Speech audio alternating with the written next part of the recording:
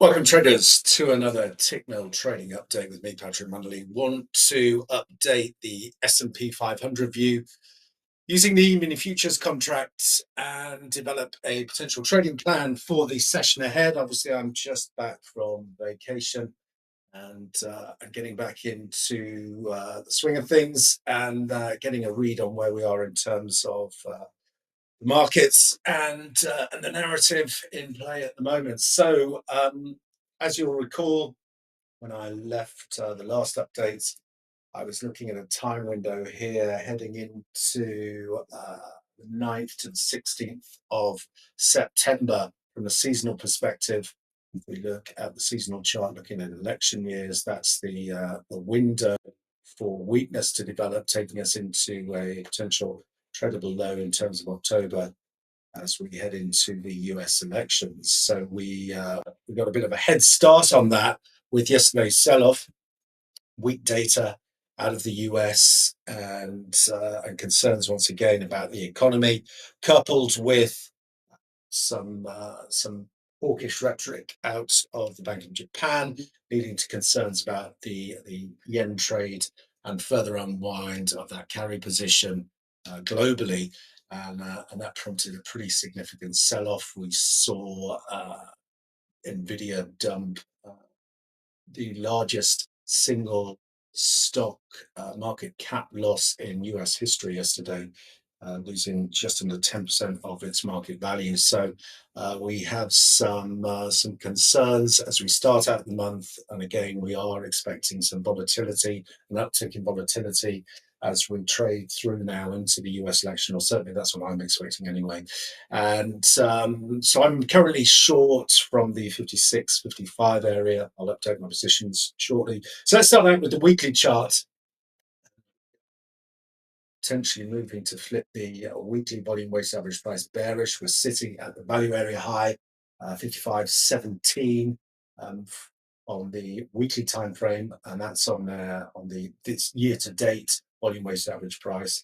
And so any close below that 55.17 this week will be a bearish development, similar to what we saw at the open of August, when we got that initial pullback, and the initial pullback into the back end of July, and then we followed through in August to the downside. So notably, obviously, we have a potential double top in play here into those 56.70s. We certainly have momentum divergence, and we are seeing push to the downside. So looking at the daily time frame, volume weighted average price has also flipped bearish.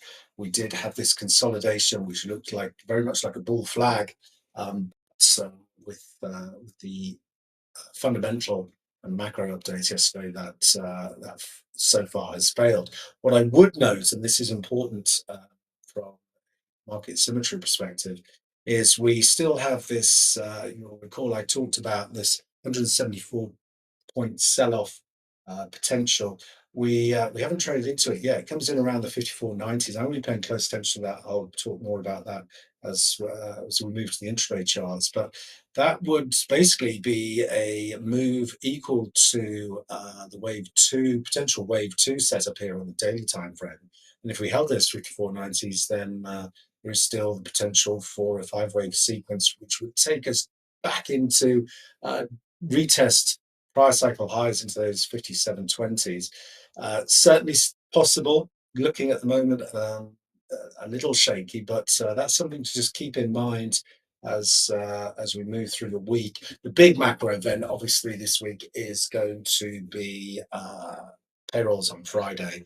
We have job openings today and US factory orders coming up this afternoon, so we can see a little bit of volatility around those releases. But the big mover is going to be Friday's payrolls release. And if we're working this idea now that bad news is bad news for the markets, with concerns about the US economy and a soft landing, if we get another weak print in terms of payrolls and markets start to price in a 50 basis point move from the Fed in September, that's going to look like more of a panic move than it is of achieving the of the soft landing. So that's what we want to keep in mind in terms of the macro side as we move through the week. Looking at the intraday trade setup, Um, from a weekly perspective now, I'm going to be using this 55.70, 55.80 area as the weekly bull bear zone.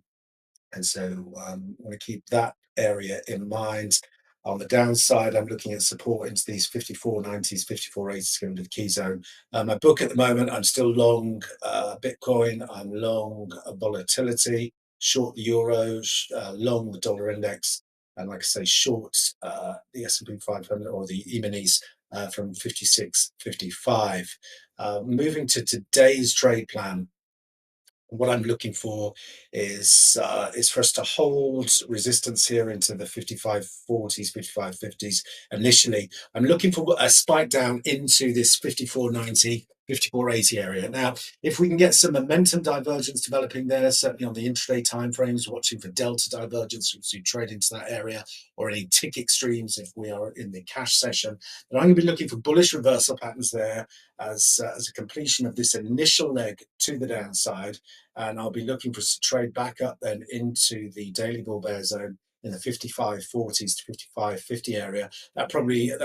That's unlikely to happen today, but if we get this dip into the 54.90s, 54.80s later in the session today, certainly want to pay attention to that area. I think that could be the completion of this initial leg to the downside, and then I'd be looking for some retracement to occur with the elevated volatility. What's important to remember with that is that the elevation in volatility works both ways. So we can see aggressive swings to the downside and aggressive short covering rallies. So don't get caught thinking that as volatility increases, we're just going to it's all going to be one-way traffic to the downside. Well, that's possible. It's certainly less probable, and I'll be looking to play retracements. So this is going to be the first key test on any move to the upside, 55.50s. If you get through the 55.50s, then like I say, it's this 55.70, 55.80 area where I'll be looking to really reload on the short side, looking for another leg then to the downside from that area.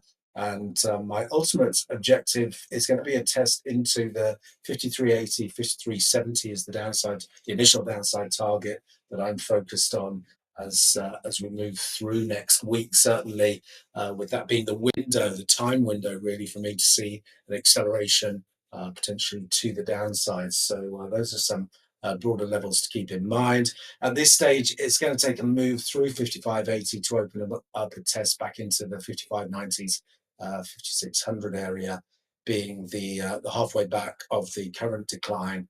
And again, I would anticipate we see some resistance there. But the game plan for me today is to hold this short, try and ride it into the 54.90s, 54.80s. If we get a signal, intraday reversal signal, I'm going to look to play for a pullback into the 55.40s, 55.50s. If we don't find any demand into that 54.80 area and we take that out, next downside objective for me is going to be 54.60, 54.50, where once again, that would be a significant extension to the downside in terms of range. And so I'd be looking again at playing for a counter trend bounce from that area to retest our 5500 handle from below. So that's where I'm at the moment. I'll update in terms of range expectations as we head into the US Open.